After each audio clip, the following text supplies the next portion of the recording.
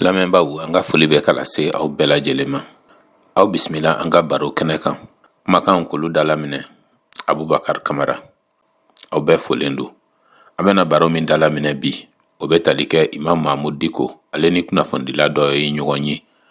Ibrahim Boubacar Keita ka wagati la, o wasaden kalata tɛmɛnen kɔfɛ, fɛn minnu bɔra o ɲɔgɔn ye kɔnɔna na, an bɛ jɛ ɲɔgɔn fɛ k'o lamɛn. Mesdames, messieurs, bonjour. An balimakɛw, an balimamusow, aw ni ɲantuma. Bienvenue sur Mali Online. Aw ni sɛnɛ Mali Online kɛnɛ kan. Votre plateforme digitale d'information générale du Mali, d'Afrique et du monde entier. Aw ka kɛnɛ de don min bɛ tali kɛ kunnafoniw olu caman farali la ɲɔgɔn kan k'a ladi aw ma. Kunnafoni minnu n'olu bɛ bɔ Mali la, minnu bɛ bɔ Farafina ani minnu bɛ bɔ diɲɛ fan wɛrɛw fɛ. Mali Online va désormais avoir un invité de la semaine, du mois. Mali Online, ale bɛna mɔgɔ wele dɔgɔkun kɔnɔna na ani kalo kɔnɔna na. Pour échanger sur l'actualité en général. Walsa ka kuma kɛ kunnafoni minnu bɛ senna bakurubaya la. Aujourd'hui, nous rencontrons l'imam Mahamud Diko. Bi ani Imam Mahamud Diko an'ale bɛna ɲɔgɔn ye. L'imam Mahamud Diko est un homme de religion. Imam Mahamud Diko, ale ye dinɛma ye. Un homme de la société civile qui a un franc-parler. Sigida tɔn mɔgɔ don min ni a bɛ tiɲɛ jalan fɔ. On peut l'aimer ou ne pas l'aimer, mais il a un franc-parler. Ma a bɛ se ka a kanu walima ka ban k'a kanu, nka a bɛ tiɲɛ jalan kɔni fɔ. Et aujourd'hui, Mali Online également va discuter avec lui à bâton rompu sur tous les sujets, sans exception. Wa bi fɛnɛ Mali Online o bɛna kana baro kɛ ni Imam Mahamud Diko ye, tɔtɔ tɛna kɛ baro min na. Kisaw bɛɛ lajɛlen kun kan, fɛn ma bɔ fɛn na. Bonsoir l'imam Diko. Aujourd'hui, notre pays, au sortir des élections législatives, connaît beaucoup de troubles. Ini ɲatuma Imam Mahamud Diko, an ka jamana tilalen kɔ wasaden kalataw la, ferekew caman de bɛ yen bi. Si on vous demande de dépeindre cette situation, qu'est-ce qu'on peut retenir essentiellement? N'a fɔra ko e yɛrɛ ka nin ko ta ko k'a da I ɲɛkɔrɔ ka a lajɛ, mun de bɛ se ka to I hakili la jɔn jɔn na? Bonsoir à vous et à tout le monde. Aw bɛɛ lajɛlen ni ɲatuma ani bɛɛ folen do fana. Je crois que la situation du Mali aujourd'hui est très difficile à peindre. M'a miiri k'a fɔ ko Mali bɛ lahalaya min na bi, k'a fɔ de ko I ka o ko ta ko ka ɲɛfɔli kɛ o kɔnɔna na a ka gɛlɛn. Même pour les spécialistes, à fortiori un imam.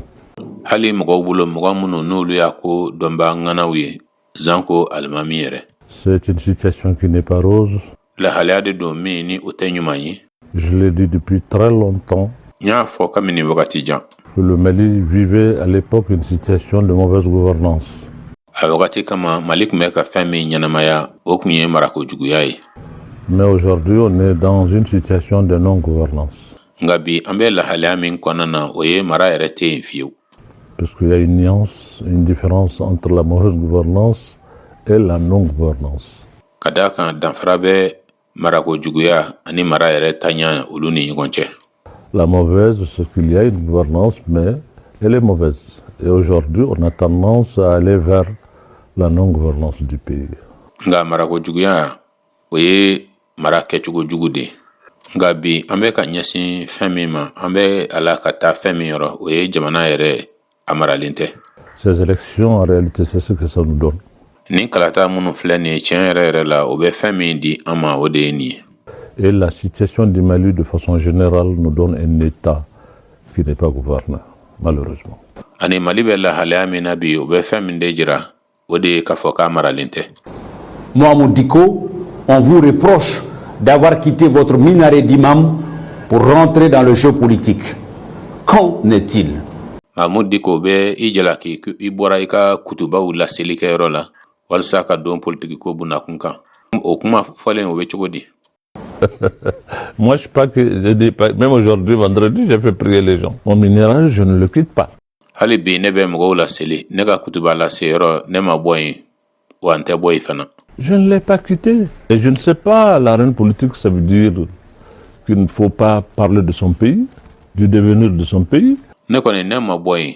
Yala politique ko kɛnɛ kan mɔgɔ man kan ka kuma i ka faso ko la wa walima i ka jamana siniɲɛsigi ko la. De se soucier du bien-être de ces populations. Walima ka jɔrɔ i ka jamana kɔnɔdenw ka hɛrɛ ko la. Mais le travail que je fais, l'imam, c'est des hommes qui sont là. J'officie la prière, mais pas seulement la prière. Non. Ne bɛ alimamiya baara min kɛ mɔgɔ dɔw de bɛ yan olu bɛ ka laselili kɛ nka u tɛ dan laselili dɔrɔn ma dɛ. Je suis là aussi pour m'occuper des hommes. N bɛ yen fɛnɛ ka n janto mɔgɔ tɔw la ka mɔgɔ tɔw kɔlɔsi. Dans nos mosquées, nous. C'est ça, je dis à d'autres quand ils ont parlé de fermer les mosquées, ne pas les fermer. Je dis attention. N y'o fɔ mɔgɔ dɔw de ɲɛna tuma min na n'olu y'i kanto ko ka misiriw datugu. Ne ko n ko ayi dɛ u kana datugu dɛ a y'aw yɛrɛ kɔlɔsi a y'aw janto. Nos mosquées ne sont pas seulement des lieux de prière. An ka misiri ninnu tɛ seli yɔrɔw dɔrɔn ye. C'est pas seulement le culte cultuel. Ces mosquées ont un rôle social. A tɛ dɔrɔn k'a fɔ ko ala ɲini yɔrɔ dɔrɔn don. Jɔyɔrɔ bɛ misiri ninnu na mɔgɔya ta fan fɛ. Vous savez, c'est dans les mosquées que nos baptêmes, nos mariages, les funérailles et tout se fait là-bas. Den tɔgɔdaw bɛ kɛ misiri kɔnɔ. Furusiri ninnu fana olu bɛ k'a kɔnɔ. Ani janaja ko ninnu a bɛɛ de bɛ ɲɛnabɔ yen. Et ces mosquées-là, c'est des endroits dans lesquels le peuple se rencontre. Il y a un brassage. O misiri ninnu kɔnɔna o ye yɔrɔw de ye jamana kɔnɔdenw bɛ ɲɔgɔn ye yɔrɔ minnu na u bɛ sɔgɔ ɲɔgɔn na yɔrɔ minnu na. C'est là-bas que tous les jours et après chaque prière, peut-être il y a une dizaine de personnes qui se lèvent, qui demandent mon problème d'ordonnance. Wa o yɔrɔ de la fɛnɛ don o don ani seli kɛ o kɛ mɔgɔ tantan sigiyɔrɔma caman olu de bɛ wuli ka jɔ. Dɔw bɛ wuli ka u jɔ ordonnance ko n'o ye fura san sɛbɛn o wariko gɛlɛya bɛ minnu kan. Qui parle de je n'ai pas eu quelque chose à manger, qui parle de ma location, etc., etc. Donc, dɔw yɛrɛ bɛ kuma k'a fɔ ko balo tɛ u bolo k'a dun.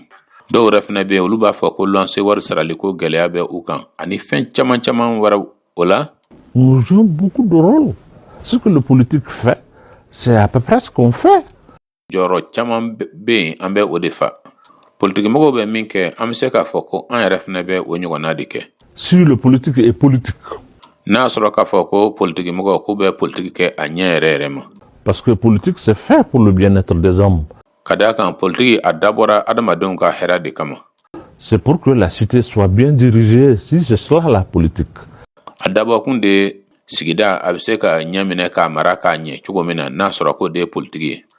Mais nous partageons à peu près les mêmes préoccupations. A bɛ i n'a fɔ an bɛɛ lajɛlen kɔni ka jɔrɔnankow de ye kelen ye an bɛɛ ka kunnasirikow de ye kelen ye an bɛɛ haminankow ye kelen ye. Si maintenant la politique c'est de se détacher du peuple. Nka n'a kɔni kɛra ko politique de ye ko ka i fara ka bɔ jamana kɔnɔdenw na. Et venir seulement demander le suffrage pour avoir vraiment l'occasion de profiter. Walsa kana jamana kɔnɔdenw ka kan ɲini dɔrɔn walsa ka i ta ɲini. Et puis laisser le peuple se débrouiller dans sa misère. Ani ka jamana kɔnɔdenw to yen u ka u jija u ka kɔli n'u ka fantanya kɔnɔ. Si c'est cela la politique, ça, je crois que ce n'est pas la nôtre. Ni o de ye politique ye o kɔni o tɛ anw ta in ye. Moi, je n'ai pas quitté mon minéral, le minaret, je suis là-dedans encore. Ne ma bɔ n ka kutuba lase yɔrɔ la fɔlɔ n bɛ yen hali bi. Aujourd'hui, j'ai fait prier les gens. Demain, je ferai prier les gens. Je suis encore imam et je resterai imam, Inch'Allah, jusqu'à la fin de ma vie. Bi n bɛ mɔgɔw laseli sini fana n bɛ mɔgɔw laseli o mɔgɔ kelen ninnu kɔni n ye alimami de ye n bɛ to alimamiya la fo ka taa fɔ ko n ka ɲɛnamaya kuncɛra don min na.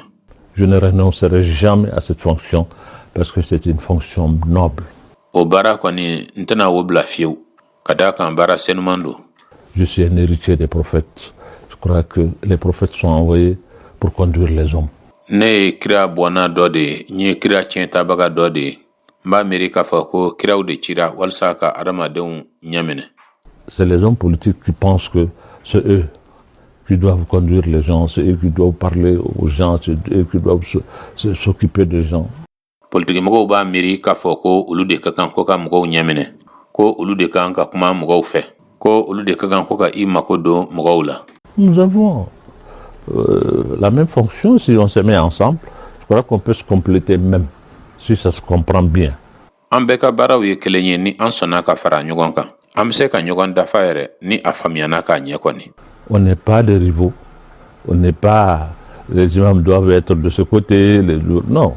An tɛ ɲɔgɔn juguw ye. A tɛ ko I n'a fɔ dɔw ka kan ka kɛ ni fan in fɛ, dɔw ka kan ka kɛ ni fan wɛrɛ in fɛ. Ayi dɛ. On est en train de conduire les mêmes peuples, les mêmes gens. Donc, on peut se compléter. An bɛɛ lajɛlen bɛ Ala ka jamakulu kelen de ɲɛminɛ ka jamana kɔnɔ denw kelenw de ɲɛminɛ. O la an bɛ se ka ɲɔgɔn dafa. Alors, nous voyons depuis quelques jours votre mouvement s'associer avec d'autres mouvements pour pouvoir mener des actions à travers le pays contre la gouvernance. An ɲɛ b'a la bɛ tile dama dama bɔ e ka tɔn o bɛ ka fara kulu dɔw kan walasa ka waleyaw sigi sen kan jamana kɔnɔ ka o kɛ ka mara kɛlɛ. Quel est votre objectif? E ka laɲini ye jumɛn ye? Nous voulons en réalité, comme nous l'avons toujours fait, alerter. An bɛ fɛn min fɛ jɔn joona I n'a fɔ an delila k'a kɛ cogo min na o de ye ka nganbo dakan kɛ ka welewele ma da. Parler. Ka kuma. Nous faire écouter. Mɔgɔw k'an lamɛn. Et faire écouter en réalité à ceux qui nous gouvernent aujourd'hui. Ani minnu fana bɛ ka an mara bi olu fana k'an lamɛn. Leur faire écouter le peuple malien. Ani jamana kɔnɔdenw fana Mali jamana kɔnɔdenw fana k'a lamɛn. Vous n'êtes pas sans savoir Aw b'a kalama que le Mali a signé des accords ko Mali y'a bolonɔ bila bɛnkan dɔw la après une rébellion qui a voulu aller vers même une séparation de notre pays. Murutili dɔ o senfɛ murutili min ni o yɛrɛ tun bɛna ni ka kɛ jamana farali sababu ye. C'est toute la communauté internationale qui s'est mise au chevet du Mali pour avoir cet accord. Diɲɛ selekena ni maaw bɛɛ lajɛlen de wulila ka jɔ Mali tɔnkɔrɔ walisa ka o bɛnkan o sɔrɔ. Et l'accord aujourd'hui est dans quel état? Bi o bɛnkan o a bɛ lahalaya jumɛn na? Bien que cet accord n'était pas unanime pour les Maliens, il y en a qui apprécient, il y en a qui pensent que ce n'était pas bon. Hali ka sɔrɔ ko o bɛnkan min filɛ o ye malidenw bɛɛ lajɛlen kun ma bɛn a kan. Dɔw bɛ yen olu kun y'a jira k'a ka ɲi dɔw yɛrɛ fana kun y'a jira k'a fɔ k'a man ɲi. Mais même ceux qui pensent que c'est bon. Nka hali minnu yɛrɛ bɛ yen n'olu kun b'a miiri ko a ka ɲi. Aujourd'hui se posent des questions. Où est-ce que nous en sommes? Olu bɛ ka ɲininkali kɛ u yɛrɛ la bi an bɛ dankan jumɛn na o ko ta fan fɛ. Mais le peuple a besoin de savoir qu'est-ce qui bloque, qu'est-ce qui empêche, qu'est-ce qui ne va pas. Jamana kɔnɔdenw mako bɛ a la k'a dɔn mun de bɛ ka balili kɛ mun de bɛ ka coroni kɛ. Pourquoi c'est aujourd'hui qu'on nous parle de ce que la CEMA a fait, ce que les autres ont fait, ils n'ont pas respecté, ils n'ont pas fait ceci. Fɛn jumɛn de bɛ yen ni o dɛsɛlen don ka sira sɔrɔ? Mun kelen pe de kama bi kuma bɛ ka kɛ an fɛ ko SEMA ye nin kɛ tɔw ye fɛn minnu kɛ u ma nin labato nin fɛnɛ ma labato. C'est quand même 5 ans jour pour jour que le Mali, avec l'aide de la communauté internationale, a signé ces accords. Où est-ce que nous en sommes? A san 5 de filɛ nin ye ka su ko ka dugu jɛ ko Mali ale y'a bolonɔ bila ni bɛnkan sɛbɛn in na ni diɲɛ selekena ni mɔgɔw ka dɛmɛni ye. An bɛ dankan jumɛn de la o ko ta fan fɛ bi? Nous voulons interpeller nos gouvernants. An marabagaw ka kan ka ɲininka. Pour leur demander où est-ce que nous en sommes dans l'application de cet accord. An ka kan ka an sara an marabagaw la k'u ma ɲininka. An bɛ dankan jumɛn na o ko la? O bɛnkan waleyali ta fan fɛ. Mais ce Mali aujourd'hui dans lequel il y a des milliers des écoles qui sont fermées. Mali min kɔnɔna na bi kalanso ba kelen kelen sigiyɔrɔma caman olu datugunen don. Des milliers de villages aujourd'hui dont les enfants ne peuvent pas aller à l'école. Dugu ba kelen kelen sigiyɔrɔma caman ni o dugu kɔnɔ kalandenw tɛ se ka taa kalanso la. Qui n'ont plus de centre de santé, qui n'ont plus l'administration, qui n'ont plus presque rien. Kɛnɛyaso tɛ minnu bolo tun forobaca tigilamɔgɔw tɛ yen tuguni minnu ni a bɛ se ka fɔ yɛrɛ ka fɔ foyi to u bolo jɔn jɔn na tugun. Le Mali se résume à Bamako.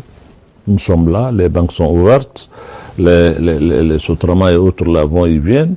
Mali ale dannen bɛ Bamako de ma an bɛ yan banguw dayɛlɛlen don sotaramaw ani bolifɛn tɔw olu bɛ taa ni ka seginw na. Voilà, nous pensons que le Mali est là, alors qu'en réalité, le Mali se rétrécit. A filɛ an b'a miiri k'a fɔ ko Mali bɛ yan ka taa sɔrɔ tiɲɛ tiɲɛ yɛrɛ la Mali bɛ ka mɔsɔn ka taa fɛ Mali bɛ ka cɔri ka taa fɛ. Et ça, il faut qu'on alerte. Et l'opinion nationale. O min filɛ o ye f'an ka nganbo dakan de kɛ ka ɲɛsin jamana kɔnɔ mɔgɔw ma. Et l'opinion internationale qui n'est pas en réalité du reste sans responsabilité par rapport à ce qui se passe dans ce pays. Ani ka diɲɛ selekina ni mɔgɔw fana ka nganbo dakan kɛ ka lase olu ma ka da kan fɛn min fana bɛ senna jamana kɔnɔna na bi olu yɛrɛ fana jɔyɔrɔ bɛ a la.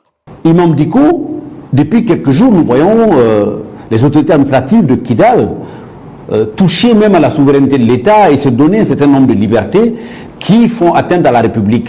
Le gouvernement en a fait un communiqué, mais qu'est-ce que vous pensez essentiellement de cet état de fait? Imam Dicko a bɛ tile dama dama bɔ bi an ɲɛ bɛ Kidal mara ɲɛmɔgɔw la o faamaw la o bɛ ka tu kɛ jamana yɛrɛ ka yɛrɛkuntigiya la ka tila fana ka kanabila dɔ di u yɛrɛw ma min ni o bɛ dankarili yɛrɛ kɛ jamana yɛrɛ la. Jamana fanga o ye laseli dɔ kɛ. E yɛrɛ hakilanta ye jumɛn ye o kɛwale kun kan? Qu'est-ce que vous voulez? On dit, comme on le dit tout le temps, la nature a horreur du vide. C'est ce qu'on dit. Mais si l'État malien est incapable d'être là-bas. Nka aw bɛ mun de fɛ? I n'a fɔ a bɛ deli k'a fɔ tuma bɛɛ lajɛlen na wagati min na ko kɛnɛ lankolon o man ɲi. O de bɛ fɔ o. Nka ni jamana yɛrɛ ɲɛmɔgɔw a fanga tigilamɔgɔw ni olu tɛ se ka se kɛnɛ kan ɲi. Vous voulez qu'il fasse quoi? Aw b'a fɛ mɔgɔ ninnu ka mun kɛ? Je vous ai dit qu'on a fait 5 ans, jour pour jour, où on a signé un accord. La communauté internationale, tout le monde. N y'a fɔ I ɲɛna k'a fɔ ko a san 5 ye nin ye ka su ko ka dugu jɛ bɛnkan dɔ tɛgɛnɔ bilara an fɛ. Diɲɛ selekina ni mɔgɔw ka fara bɛɛ lajɛlen kan. L'Afrique, la CEDEAO, tout. Farafina ka fara CEDEAO kan bɛɛ. Toutes les organisations qui s'occupent aujourd'hui de ce qui se passe dans le monde sont venues nous appuyer pour que cet accord soit. Ani tɔn fan fɛn de bɛ yen ni olu bɛ I wasa don lahalayaw la minnu n'olu bɛ kɛ diɲɛ kɔnɔ. Olu bɛɛ nana ka na an dɛmɛ walasa nin bɛnkan in ka kɛ. Mais on est incapable aujourd'hui de réaliser ce pourquoi l'accord a été signé. An dɛsɛlen bɛ ka o min waleya. Bɛnkan yɛrɛ tɛgɛnɔ bilara fɛn min kosɔn. Mais alors vous voulez que les gens y fassent quoi? O la aw b'a fɛ mɔgɔw ka mun de kɛ? Parce que, écoutez, rien ne se fait de lui-même. Kama sɔrɔ a filɛ dɛ foyi tɛ k'a yɛrɛ ma ten. Mais quand un peuple n'agit pas, ne réagit pas, alors mais qu'est-ce que vous voulez que les autres fassent? Qu'ils s'asseyent pour nous regarder? Non. Nka ni jamana kɔnɔdenw ni olu ma wuli ka I jɔ k'i cɛsiri nka e b'a fɛ tɔw ka mun de kɛ u k'u sigi ka an filɛ wa? Ayi dɛrɛ. L'imam Dicko, si alerter, attirer l'attention ne suffit pas. N'a kɛra ko ka nganbo dakan kɛ ko o tɛ ka wasa kɛ. Est-ce que vous pensez un jour passer de l'autre côté de la barrière et vous mêler de la gestion même du pays? Yala a bɛ kɔnɔ ka munumunu ka bɔ I jɔyɔrɔ yɛrɛ la ka na I sen don jamana marali baara la wa? Non, non, non. Ce n'est pas nous. Nous sommes une composante de ce peuple. Ayi, o tɛ dɛ. Nka an ye ni jamana kɔnɔden dɔ de ye. An y'a fan dɔ de ye. Nous alertons, nous parlons, nous participons à l'éveil des consciences de notre peuple. An bɛ nganbo dali kɛ, an bɛ kuma. Jamana kɔnɔdenw sɔnni hakilila baara an bɛ an sen don u la. C'est ça notre rôle. Ça ne suffit pas. Ben, ça ne peut pas ne pas suffire pour ce peuple. C'est une grande nation, c'est un grand peuple. O de ye an ka baara ye. Nka a tɛ k'a fɔ ko o tɛ wasa kɛ ni jamana kɔnɔdenw ye. Jamanaba de don, jamana kɔnɔdenw barikamaw de don. Moi, je crois encore en ce génie, le génie malien. Je suis sûr que si on l'interroge, on trouvera la solution. Ne dalen bɛ o seko la, o sekoba min bɛ malikaw la. Ne dalen b'a la k'a fɔ ko ni an donna o sekow kɔnɔna na, an bɛ fura sɔrɔ, an bɛ fɛɛrɛ sɔrɔ. Mais le peuple est mis en marche dans la gestion de la cité. Nka jamana kɔnɔdenw olu dɛnen don kɛrɛfɛ jamana kow ɲɛnabɔli la, jamana marali la. C'est ce qu'il ne faut pas. Mettre ce pays, écoutez, le peuple à le mettre en marche et chercher à trouver une solution pour ce même peuple, ça ne marchera pas. Wa o de man kan. ka jamana kɔnɔdenw k'olu den kɛrɛfɛ ka tila fana tuguni k'a fɔ k'i bɛ fɛɛrɛ ɲini o jamana kɔnɔdenw fana ye o tɛna se ka ɲɛ. Il faut interroger le génie malien. Nous sommes un grand peuple, nous sommes une grande nation. Malikaw seko ye min ye fo o de ka jate minɛ. An ye jamana kɔnɔdenw barikamaw ye, an ye jamana ba de ye. Nous sommes bâtisseurs de grands empires, de grandes nations, de grandes royautés. An de ye masadugu barikamaw jɔ, masadugu belebelew dilan. An ye jamana baw de sigi ani fanga baw. Nous ne sommes pas un peuple comme ça. An tɛ jamana kɔnɔdenw ye ten. Je suis sûr et certain que ça est en nous, c'est enfui en nous. Nous avons la possibilité, nous avons le génie pour trouver la solution et sortir de cette situation. Ne dalen bɛ a la wa siga tɛna fɛnɛ k'a fɔ o seko bɛ an kɔnɔ a bilalen de bɛ an kɔnɔ. A seko a n'a damayira bɛ an na, dɔnniya bɛ an na walasa an ka se ka bɔ nin lahalaya in kɔnɔna na. Imam Mohamed Dicko, ne pensez-vous pas que la plupart des problèmes que nous connaissons aujourd'hui découlent d'une révolution de 1991 mal maîtrisée? Est-ce que les enfants de la révolution n'ont pas mangé leur propre révolution ou la révolution a mangé ses propres enfants?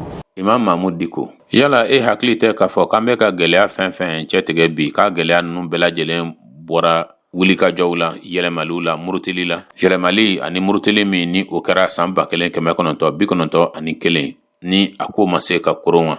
Yala jamana yɛlɛmali denw olu ma u yɛrɛ ka yɛlɛmali dun wa walima yɛlɛmali ye a yɛrɛ denw de dun? Bon, moi j'ai toujours dit, c'est vraiment ma façon de voir les choses.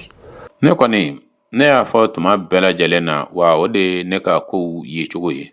Je pense que notre révolution a été confisquée.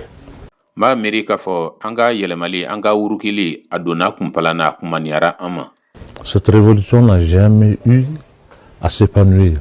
O yɛlɛmali min filɛ o wurukili min filɛ o ye o ma se ka bɔ a yɛrɛ la fiyewu. En 91, quand il y a eu la révolution, j'étais là. San 1991 na tuma min na ni yɛlɛmali kɛra ni wurukili kɛra ne kun bɛ yan. Je suis un témoin et un acteur à la fois.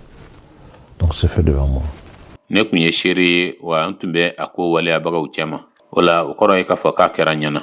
Les mêmes acteurs qui étaient de l'autre côté qu'on qualifie de dictateurs, mais il y a eu seulement une transposition de la chose. Ils se sont reconvertis sans transition pour être des démocrates.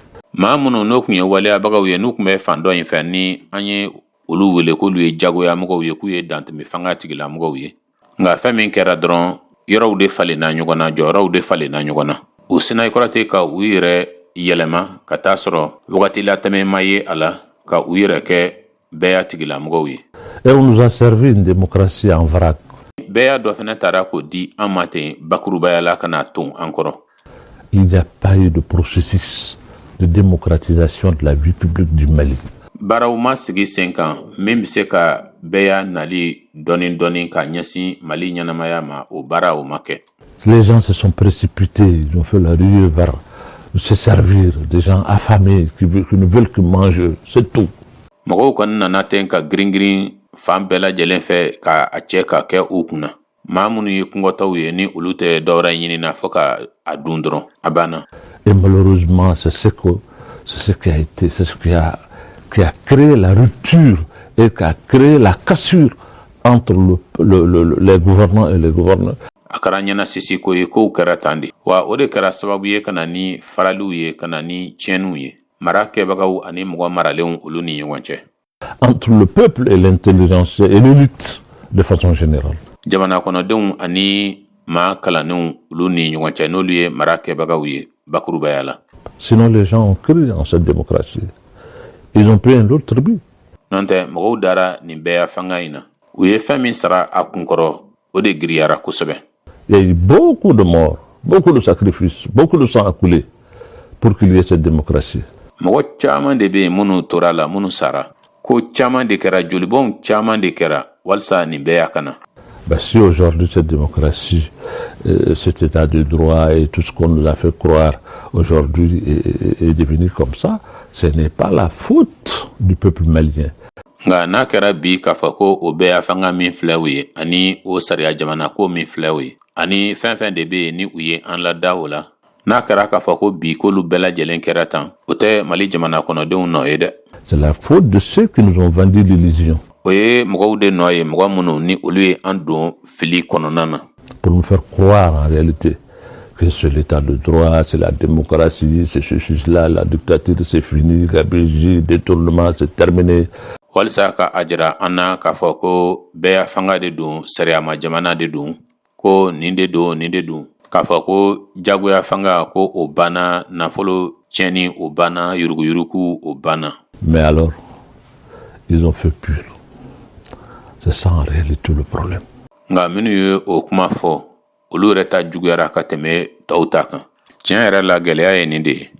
Alors, si on continue à parler de gouvernance, qu'est-ce que vous pensez de l'Assemblée nationale sortie de ces dernières élections législatives, M. Diko? Voilà, ni an bɛ taa ɲɛ ka kuma mara cogo ko la. An balimakɛ Diko, hakililanta ye jumɛn ye wasabilo min ni o bangena ni wasaden kalata ninnu senfɛ? Ben écoutez, cette assemblée peut être légale, mais légitime, elle ne l'est pas. Pas du tout. A filɛ o wasabilo ni a bɛ se ka kɛ sariya la bɛnnen don nka jamana kɔnɔdenw ka yeli la ɲuman tɛ fiyewu. Il y a une différence entre la légitimité et la légalité. Danfara bɛ fɛn min ni o ka ɲi sariya la ani fɛn min ni jamana kɔnɔdenw b'o fɛ walima jamana kɔnɔdenw t'o fɛ danfara bɛ. Si ça passe par la Cour constitutionnelle qui donne son accord, son aval, n'a tɛmɛna jamana sariya sunba kiiribulon fɛ o ka a ka fɛ di o k'a ka yamaruya di. Ben, c'est un semblant de blanchissement, je l'ai dit. O kɔni o ye fɛn min n'u b'a fɛ de ka ko nɔgɔlen ka barika don o la k'o lajɛya n delila k'o fɔ. Depuis les élections présidentielles, je dis on assiste maintenant à un blanchissement du pouvoir. Kabini jamanakuntigi kalataw wagati la n y'a fɔ k'a fɔ ko o bɛ ala de ka fanga kolon ka o tɔ la sɛmɛntiya k'o banban ka ba don o la. À l'époque, c'est l'argent que les gens blanchissaient. Maintenant, c'est le pouvoir. Fɔlɔfɔlɔ la mɔgɔw tun bɛ nafolo cɛjugu wari yuruguyurugulen u tun bɛ ba don o la ko o la saniya nka sisan u bɛ k'o de kɛ fanga ta fan fɛ. Dès que tu l'as, tu passes par la Cour constitutionnelle. Ni o fanga kɔni b'i bolo dɔrɔn i bɛ tɛmɛ jamana sariya sunba kiiribulon fɛ. Eh bien, si ça sort de ce côté, ils donnent leur accord, on dit que c'est légal.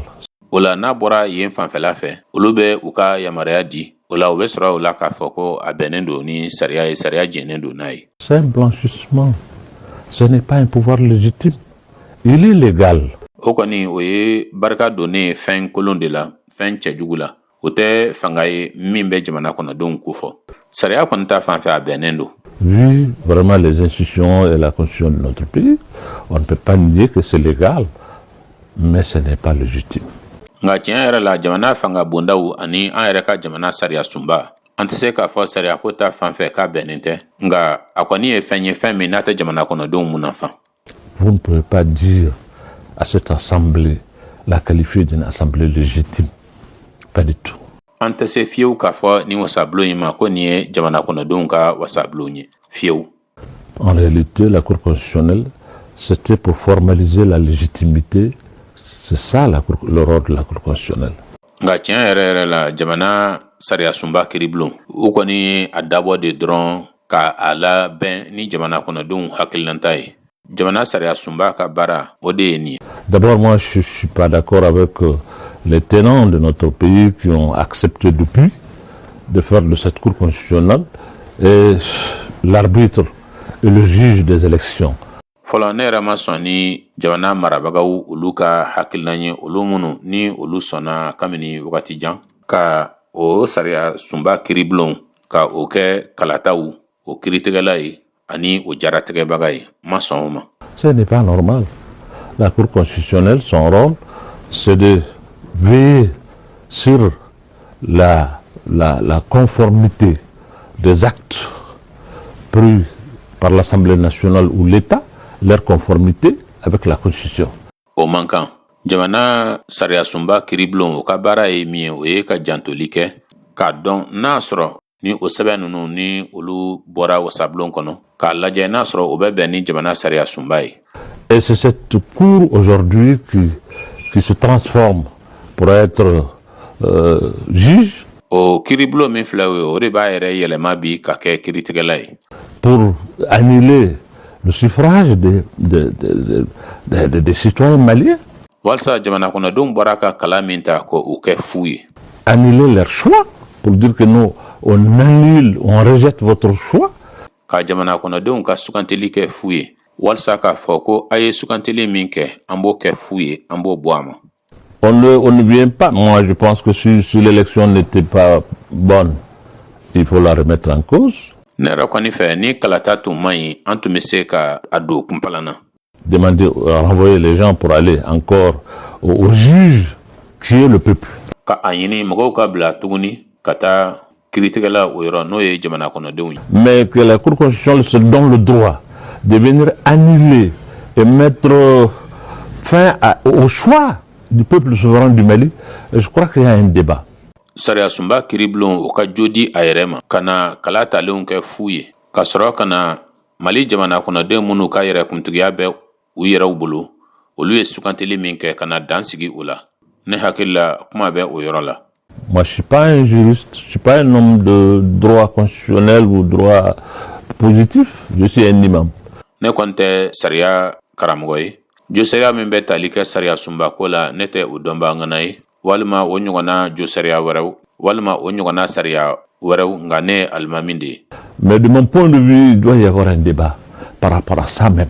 Ne yɛrɛ kɔni bolo kuma ka kan ka sigi ka a ɲɛsin nin ko ma. Imam Dicko, un certain nombre de Maliens, notamment vous, parlez de mauvaise gouvernance ou de gouvernance tout court. Imam Dicko, Malika dama bɛ yen kɛrɛnkɛrɛnnenya na i n'a fɔ olu bɛ kuma marako juguya ko la walima mara yɛrɛ la dakurunya kelen na. À ce niveau, si on vous demande de peindre la gouvernance de notre pays, qu'est-ce qu'on peut retenir essentiellement? O yɔrɔ la n'a fɔra ko e ka i fɛla di Mali mara a bɛ lahalaya min na an bɛ se ka mun de to an hakili la jɔn na.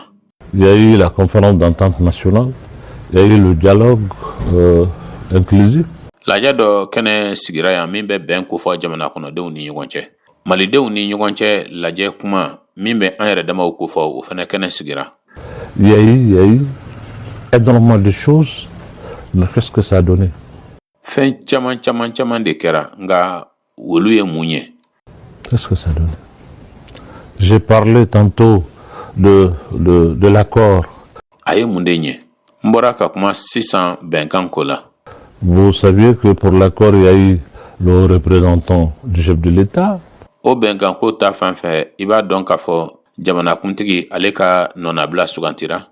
Quel est son rôle? Qu'est-ce qui se fait? Qui sait aujourd'hui ce qui est en train d'être fait au Mali? O ka baara kun ye mun ye? A bɛ se ka mun de kɛ? Jɔn de b'a dɔn fɛn min b'a la ka kɛ bi Mali la? Entre-temps, il y a le problème du centre aujourd'hui qui nous fait oublier. O wagati furancɛ kɔnɔna na gɛlɛya dɔ bɛ jamana cɛmancɛ yan fan fɛ bolo fɛ bi. Presque. Le problème de Kidal et le problème du Nord de façon générale.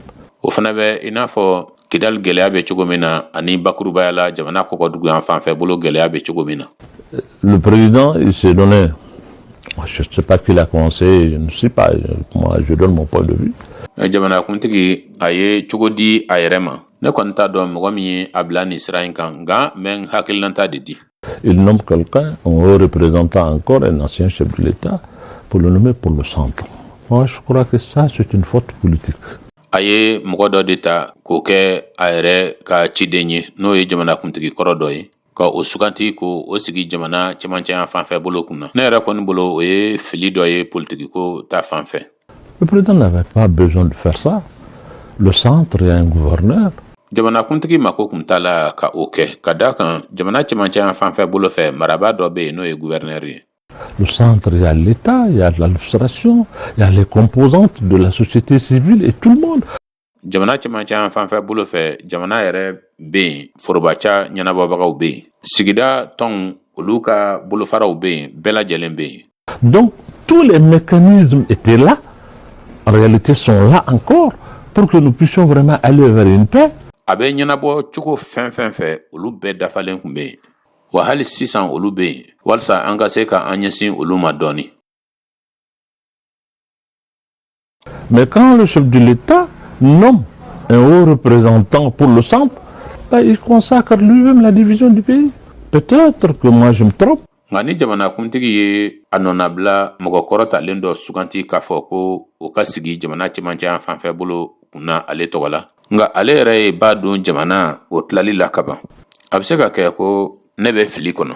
Mais on a besoin de savoir. Aujourd'hui, il est là, ce représentant, avec son équipe.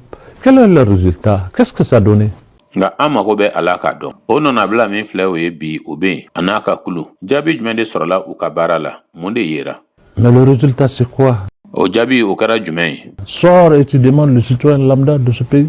Qu'est-ce qu'ils ont fait comme résultat depuis qu'ils sont là?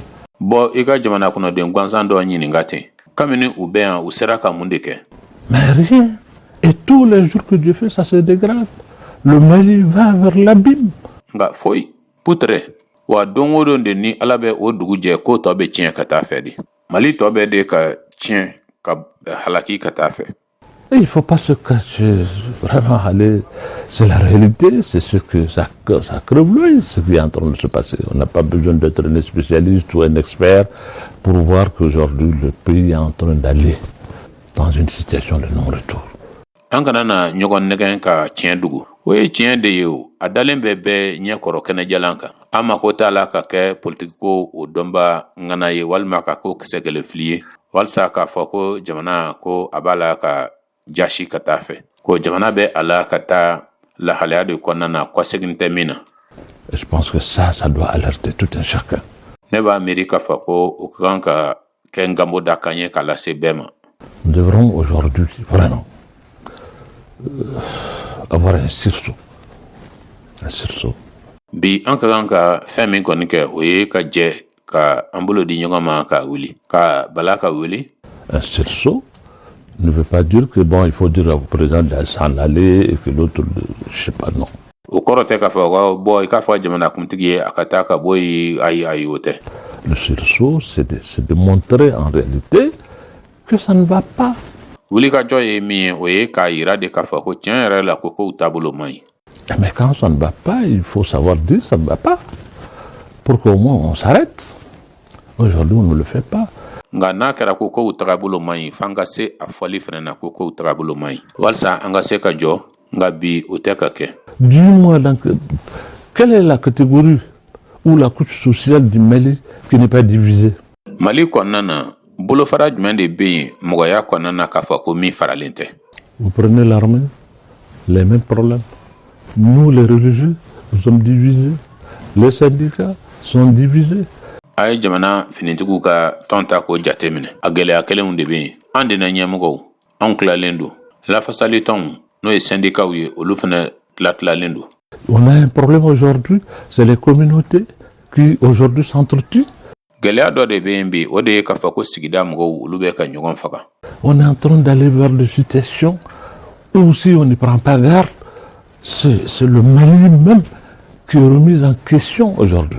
An bɛ ka taa lahalaya de yɔrɔ lahalaya min ni an ma an janto maliko yɛrɛ o de donnen bɛ kunpalana bi. Et ça, il ne faut pas se taire. O min filɛ o ye an kana an da di o kan. Voir ça aujourd'hui, ne réagir pas, ne rien dire, serait une complicité historique et grave. Ka o ye bi k'i da di o kan k'a fɔ kan tɛ kuma o kɔni o na kɛ an faralen ye kojugukɛlaw kan farankani min ni o ka jugu wa ni o natɔ dɔ fɔ kɔnɔ. Qui interpelle tout le peuple malien. N bɛ wele bila k'a lase malika bɛɛ lajɛlen ma. Vous faites allusion très souvent également de corruption, de mauvaise gouvernance, de mauvaise gestion, d'affairisme. Tuma caman na i da bɛ se yuruguyurugu ko ma ani marako juguya ko ani taɲini. Sur la question, qu'est-ce qu'on peut retenir essentiellement? O kisa o kun kan mun de bɛ se ka to e kɔnɔ jɔnjɔn na. Ceux qui se sont bâtis, qui ont cru que le président Ibrahim Boubacar Keïta était la solution, j'en fais partie. Je suis parmi les gens qui croient en lui. Minnu bɛ yen n'olu wulila k'u cɛsiri ka kɛlɛ kɛ ka da la ko Ibrahim Boubacar Keïta ko o de ye fura ye ko o de bɛ se ka ko ɲɛnabɔ ne b'o mɔgɔw cɛma. Ceux qui pensaient en réalité que lui, s'il venait, les choses allaient changer. Je fais partie de ces hommes. Mɔgɔ minnu n'olu ye wulikajɔ kɛ k'a fɔ ko fo kow ka yɛlɛma o mɔgɔ ninnu ne tun bɛ olu cɛma. Mais le constat est amer. Nka tiɲɛ ka kunna. Voir aujourd'hui que le Mali se transforme en État où le système c'est l'affairisme, c'est la corruption à ciel ouvert. K'a ye bi ko Mali yɛlɛmana Mali fanga cogo yɛlɛmana k'a kɛ taa ɲini fanga ye k'a kɛ yurugu yɛrɛ kɛnɛ kan jalaki ye. C'est vraiment des situations, ce scandale. Chaque année qui vient, dit bon, le vérificateur, il ne fait que écrire, manque à gagner. Ni kɔni ye lahalaya minnu ni kungobaw de bɛ dada ɲɔgɔn kan. San o san ni o bɛ na dɔrɔn a bɛ fɔ fanga fɛ ko ayiwa foroba sɛgɛsɛgɛlikɛla o ka baara tɛ dɔwɛrɛ ye ka sɛbɛnni kɛ dɔrɔn ko nin wari ye majɛ kɛ nin wari fana ye majɛ kɛ nin fana ye majɛ kɛ. Vous savez, j'ai l'habitude de faire une boutade, je dis, mais vérificateur, quand tu n'étais pas là, on ne savait pas ce qui se passait, au moins c'était mieux. A b'a dɔn ne b'a fɔ tuma bɛɛ lajɛlen na ko foroba sɛgɛsɛgɛlikɛla tuma min na ni ale yɛrɛ kun tɛ yen an tun t'a dɔn fɛn min tun bɛ kɛ la wariko ta fanfɛ o fana kun ka fisa. Maintenant on a mis quelque chose en place, une institution presque en place, avec des services, avec des gens qu'on paye, uniquement pour venir aligner les chiffres pour nous donner combien a été mangé. Nka sisan u nana fɛn dɔ sigi sen kan o min n'o mɔgɔ bɛ se k'a fɔ ko y'a ta damana fanga bonda ye mɔgɔ dɔ de bɛ yen min ni o bɛ sara dɔrɔn walasa k'a fɔ an ɲɛna k'a fɔ wari hakɛ min ni o nana ka na dun. Ils doivent être là pour qu'on ne gaspille pas l'argent, pour qu'on ne détourne pas, pour qu'on ne mange pas. Olu ka kan ka kɛ yen de walasa wari kana na tiɲɛ walasa wari kana na kumaniya jamana kɔnɔdenw ma walasa wari kana na dun. Mais si en réalité c'est pour venir seulement aligner et nous dire chaque année qu'il y a tant de milliards vraiment de manque à gagner, mais à quoi ça sert? Nka n'a kɛra ko o sɛgɛsɛgɛlikɛla nakun ye dɔrɔn ka na jatew tugun ɲɔgɔn na k'a fɔ an ɲɛna san o san ko ni wuluma hakan ni miliyari hakan ko o de tiɲɛna ko de dɛsɛra ka sɔrɔ o bɛ mun de ɲɛ tugun. Bon, à l'époque on ne le savait pas, maintenant on le sait.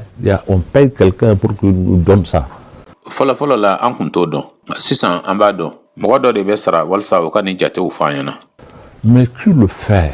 Ce n'est pas moi, c'est pas vous, c'est pas l'enseignant, c'est pas l'infirmier, c'est pas le berger, c'est pas le cultivateur. Il ne voit pas le milliard, il sait pas là où le milliard passe. Nka jɔn de bɛ nin kɛ ne tɛ aw tɛ kalanfa tɛ furakɛlikɛla tɛ baganmarala tɛ cikɛla tɛ o mɔgɔ ninnu olu tɛ miliyari ye u tɛ wuluma ye wa u t'a dɔn fana a bɛ tɛmɛ ka taa yɔrɔ min na.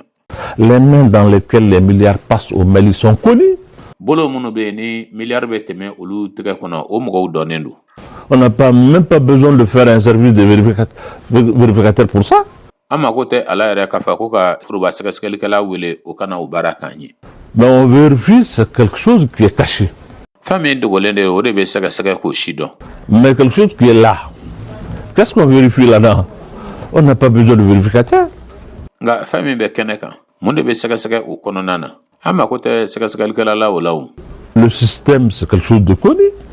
Là où l'argent passe là, c'est connu. Fanga min bɛ yen ko minnu sogololen don o kow dɔnnen don wari bɛ tɛmɛ yɔrɔ min na o dɔnnen don.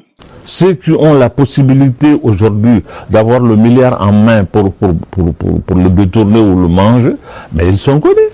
Mɔgɔ minnu ni cogo bɛ olu bolo bi ka miliyari sɔrɔ u tɛgɛ la walasa ka o yurugu k'o dun o mɔgɔw dɔnnen don. Mais si nous sommes de bonne foi, qu'est-ce qu'on vérifie dans ça? N'a sɔrɔ ko an ŋaniya ka ɲi k'a ka d'an ye yɛrɛ de an bɛ mun de sɛgɛsɛgɛ o la. Donc moi je pense réellement qu'il y a un problème. Pour cela je l'ai toujours dit. C'est mon point de vue, c'est ma conviction par rapport à tout cela. Ne b'a miiri k'a fɔ tiɲɛ yɛrɛ la gɛlɛya dɔ bɛ yen kamasɔrɔ ne y'o fɔ tuma bɛɛ lajɛlen na ne hakililanta de don n bɛ miiri fɛn min na o de don ka ɲɛsin nin ko ninnu bɛɛ lajɛlen ma. Le problème du Mali, ce n'est pas un problème ni de rébellion, ni de djihadisme, ni de ceci, ni de cela, c'est un problème de gouvernance. Mali gɛlɛya ye min ye o tɛ murutili gɛlɛya ye jahadimɔgɔw ka gɛlɛya fana tɛ nin gɛlɛya ni fɛn wɛrɛ in gɛlɛya o si tɛ nka mara gɛlɛya de don. Cette gouvernance qui a failli, qui a donné le lit à tous ces maux dont le Mali souffre aujourd'hui. O mara min n'a dɛsɛra n'a binna o mara min n'o de kɛra sababu ye ka na ni tiɲɛni ni nin degun ninnu bɛɛ lajɛlen ye o gɛlɛya ni o tɔɔrɔw ni o ɲani min n'o bɛ Mali kan bi. Alors, Imam Mohamed Dicko, une partie de la classe politique, l'opinion internationale. Imam Mohamed Dicko, politiki kulu olu fan dɔ ani diɲɛ seleke naani kulu. Pense que vous avez une mainmise sur le pouvoir d'Ibeka. Olu b'a miiri k'a fɔ ko Ibrahim Boubacar Keïta ka fanga a bɛ e de tɛgɛ kɔnɔ. que vous avez une pression terrible, vous les religieux, sur lui. Ko aw dina nyamugo ko aw ka papali fanga ka bon Ibrahim Boubacar Keïta kan. Parce que vous l'avez porté au pouvoir en 2013. Qu'en est-il? Kadakan aw de kara sababu ye ka ala na fanga na ba flani tan sabasan o ko be chukudi. Nous n'avons pas une mémise ni une emprise. Non, je ne le pense pas. Ayi atayna fa ko Ibrahim Boubacar Keïta ko abe am tege kono walma ko anga papali be akan madaola. Non. Si on avait une mémise et une emprise, ce qui se passe aujourd'hui ne le serait pas. Pas du tout. Ayi na soro ka fo ko akumbe anteke kono walma ko ankelembe ka grande don ala femme be senabi okum tenanake. Ce qui est certain, c'est que nous avons donné. Nous, ce que nous pensons être bon pour le Mali à un moment donné. Ayi fieu min koni jelendo nga anye femme koni di malima ogati kera la anya miride ka fo ko o kanyi malima. Nous avons appelé à voter Ibrahim Boubacar Keïta en 2013. Anye wele blako ka kalata Ibrahim Boubacar Keïta e baflan tan sabasan. Le projet qu'il avait n'était pas un projet islamique ou un projet religieux. C'est un projet laïque. Baraketa mi kumbe abolo o kunte islamia baraketa ye walima dina baraketa ye. O kun ye baraketa de min be bela jelen ko fo min be dinela ou min te dinena. Mais ça ne nous a pas empêché de demander au peuple malien de sortir pour lui donner une légitimité qui lui permet vraiment de réaliser tout ce qu'il aspire pour le Mali. Nga ama ambali ka ayini jamana kono don fe ku ka bo ku kandi ama min be ato Ibrahim Boubacar Keïta fin de geleawe no be Mali kun kan walsa ka frasorawla. C'est ce que nous avons fait. Anye o bara de ke. Sachant que le peuple malien a été déçu. Il y a eu beaucoup de choses. Kasoro amba donko Mali jamana kono don jigitigara. Nous avons voulu montrer, faire un message à l'endroit et de la communauté internationale. Fin chaman de kera. Anye a kanunde ka chikando de labe. Chikan mi ni anye o blakata dien selegna ni ton uluma. Et de ceux qui prétendent venir avec un agenda religieux. Ani mwa munu be ni akumbe ulu kono ka fo ko baraketa dugolen do be ubolo dinako nasrafe. Nous sommes des religieux, mais nous avons appelé à voter pour quelqu'un qui n'a pas un projet religieux. Anye dinamgo wi. Anye wele bla ko ka kalata mwa mi ni dinako barabolo dalen kunte abulu. Son projet politique n'était pas religieux. Lui-même n'était pas religieux. Mais nous avons cru en lui. Femme kumbabulo breveliko politiko nasrafe o kunte dinako yi. Wa ale rafna kunte dinamgo yi. Nga andara ladi. C'est pour dire à la communauté internationale que nous, notre démarche n'est pas de remettre en cause ce qui est bon pour le Mali, que les Maliens, que le peuple malien a choisi pour lui-même. Okoro ye ka jira dien selegina ni jamana wula ko ambe mina ote kumpalando ninke ka nyesi femme no kanyi malikauma Mali jamana kono don ye mun suganti uyere. Ce caractère républicain, démocratique, laïque, notre démarche n'est pas remettre cela en cause. O ye chogo min flawe no be dina u be dama kanyani ani tagabolo be dama kanyani kofo ani jamana ereka jamana ya sariya u kofo anka wulika jo kunte koka uko udo kumpalana. Nous avons voulu dire aussi aux autres que nous on se plaît dans ce projet de société. Anya yini fana kaira taula ka fo unyana ko femme bolo dalendo Ibrahim Boubacar Keïta fe ko amba anyere yukono. Qui est une république, une démocratie, la laïcité, etc., etc., etc. Ni ode jamana mi ni bea ba kono ni dina tagabolo bela jelen benembe min kono ani ataw. Le fait d'appeler à voter, ça a donné une légitimité réelle et ça a réconcilié le peuple et l'élite à l'époque. Min dunye ka fo ko wele blara ko ka kalata o kara sababu ye jamana kono dun u ka u kan di sebela o kara sababu ye ka jamana kono dun fara ɲɔgɔn kan ani jamana a ɲɛmɔgɔw a wagati la. C'est pour cela que nous avons eu un taux jamais égalé dans notre pays. O de kama kalataw olu senfɛ mɔgɔ dama min bɔra ka kalata kɛmɛ dɔya o ɲɔgɔn ma deli ka ye jamana in kɔnɔ fiyewu. C'était en réalité pour accompagner et montrer notre volonté. O dabakun kun ye min ye o ye ka bilasirali de kɛ ka an ŋaniya yira. faire en sorte que le peuple se réconcilie avec son élite. Ka kɛ cogo la cogo min bɛ a to jamana kɔnɔdenw ani u marabaw olu bɛ se ka cɛ labɛn cogo min na. Voilà ce que nous avons fait. Mais malheureusement, les choses ne se sont pas bien passées. An ye min kɛ o de filɛ nin ye nka a kɛra ɲɛnasisi ko ye kow tɛmɛcogo o man ɲɛ kosɛbɛ. Aujourd'hui, il y a rupture, il y a cassure. Voilà. Nka bi farali bɛ yen tiɲɛni bɛ yen. L'imam Diko, nous assistons depuis quelques jours à une sortie virulente de votre aîné, le très respecté chef shérif de Nioro, contre le président de la République. Est-ce à dire que le divorce est total? Imam Diko bi an ɲɛ bɛ fɛn min na o ye i kɔrɔkɛ ale ka bɔli dɔ ye. Nioro sherifikɛ min ni a bonyalen don. Ale bɛ ka bɔli dɔw kɛ jamanakuntigi kama. Yala o kɔrɔ ye k'a fɔ ko farali kɔni k'a dara kɛnɛ kan a dafara wa? Ben écoutez, je ne peux pas. Vous l'avez dit, c'est mon aîné, c'est mon shérif. A filɛ n tɛ se i n'a fɔ i y'a fɔ cogo min na n ka sherifu don wa n kɔrɔ fana don. Je préfère ne pas dire lui ce qu'il pense. N t'a fɛ a hakilinata ye min ye k'o fɔ. Ce qu'il a fait et ce qu'il a dit est un constat qui est là. A ye fɛn min fɔ a n'a ye fɛn min kɛ o ye kɔlɔsili de ye min bɛ kɛnɛ kan. Je préfère ne pas le commenter. N t'a fɛ ka n da don la ka ɲɛfɔli kɛ. Tiɲɛ yɛrɛ la n t'a fɛ ka n da don la ka ɲɛfɔli kɛ. Mais je pense réellement que on ne peut pas parler de divorce ou de rupture sans retour au Mali. On ne sait pas faire ça. Nka n b'a miiri sɛbɛ la k'a fɔ ko farali da kelen k'o tɛ se ka fɔ k'a fɔ ko farali de kɛra k'a fɔ de ko kɔseginin t'a la fiyewu Mali la an tɛ se k'o kɛ. Mais ça ne nous empêche pas de dire ce que nous pensons. Nka o tɛ an bali an hakilinata ye min ye an k'o fɔ. D'aller vers ce que nous pensons être meilleur pour le peuple du Mali. Ka taa an ɲɛsin yɔrɔ ma yɔrɔ min n'an b'o jateminɛ k'a fɔ ko o de ka fisa Mali ma. Aujourd'hui, le problème n'est pas un problème d'un homme ou d'un régime. Ce qui est important aujourd'hui, c'est le pays, c'est la patrie. C'est de cela dont il s'agit. Bi gɛlɛya min bɛ an da la o tɛ fanga kelen kungo ye walima o tɛ mɔgɔ kelen kungo ye. Fɛn min nafa ka bon bi o de ye jamana ye o de ye faso ye wa o de ko don. Quand on ramène le débat à un individu ou à un régime, ça veut dire qu'en réalité, on minimise la situation. Nka ni an nana ni kuma ye k'a kɛ mɔgɔ kelen ko ye walima k'a kɛ fanga kelen ko ye o kɔrɔ ye k'a fɔ tiɲɛ yɛrɛ yɛrɛ la an bɛ ala ka jɔ lahalaya la k'a kɛ fɛn fitinin ye. L'heure est grave. Wagati ka jugu kosɛbɛ. Pour aujourd'hui ramener le débat du Mali seulement à Ibeka ou à son régime? Non.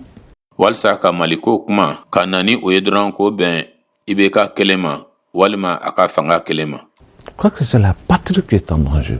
Pour cela, nous avons dit qu'aujourd'hui, les Maliens doivent s'assumer. Ayi, m'a miiri k'a fɔ ko faso o de bɛ farati kɔnɔ. Wa an ye o de fɔ an bɛ segin o kan bi ko Malikaw ka kan ka u jɔ u jɔyɔrɔ la. Prendre leur destin en main ne veut pas dire qu'il faut anéantir Ibeka ou en finir avec lui, non. Ka i ka dakan ta i bolo la. O kɔrɔ tɛ k'a fɔ ko an ka kan ko ka Ibeka ka a halaki ka bɔ yen walima ka a ka ko ban. Ayi, o tɛ. Et il faut prendre le destin en main, ça veut dire prendre même Ibeka par la main. An ka an dakan ta an bolo la o kɔrɔ yɛrɛ ye min ye an ka Ibrahim Boubacar Keïta yɛrɛ ta a tɛgɛ ma. Pour lui dire voilà ce qu'il faut faire, voilà ce qu'il ne faut pas faire. K'a fɔ a ɲɛna ko a filɛ min ka kan ka kɛ a filɛ min man kan ka kɛ. Croyez-vous au salut de notre pays si on sait que le Nord est incontrôlé? Yala e dalen b'a la k'a fɔ ko an ka jamana ko a bɛ bɔ degun in kɔnɔ n'an b'a dɔn k'a fɔ an ka jamana kɔgɔdugu yan fan fɛ bolo o kɔlɔsilen tɛ o tolen don a yɛrɛ ma. Le centre est avec beaucoup de perturbations et au sud, beaucoup de tensions s'installent. Bilisa ɲagamin caman de bɛ jamana cɛmancɛ yan fan fɛ bolo fɛ ani worodugu yan fan fɛ fitinako caman de bɛ yen fɔɲɔgɔnko caman de bɛ yen minnu ni olu bɛ ka sigi sen kan. Moi, je crois à ce peuple malien. Je crois en cette grande nation du Mali. Je crois en leur génie. Ce génie qui enfui en nous, je crois en cela. Ne dalen bɛ jamana bɔli la nɔgɔ la. Ne dalen bɛ ni jamana kɔnɔdenw na. Ne dalen bɛ ni jamana ba in na, n dalen bɛ a seko fana na. O seko min ni o dogolen bɛ an kɔnɔ, ne dalen bɛ o la. Nous avons tout simplement besoin de nous mettre ensemble, d'avoir la volonté. Nous allons trouver la voie à suivre. An mago bɛ min na dɔrɔn, o de an ka kɛ ɲɔgɔn fɛ an ka fara ɲɔgɔn kan ko a ŋaniya ka kɛ an kɔnɔ dɔrɔn sira min ka kan ka taama n'an ka kan ka tugu o nɔfɛ an b'o sɔrɔ. Je suis convaincu de cela. Convaincu de Le mot cela. de la fin, l'imam.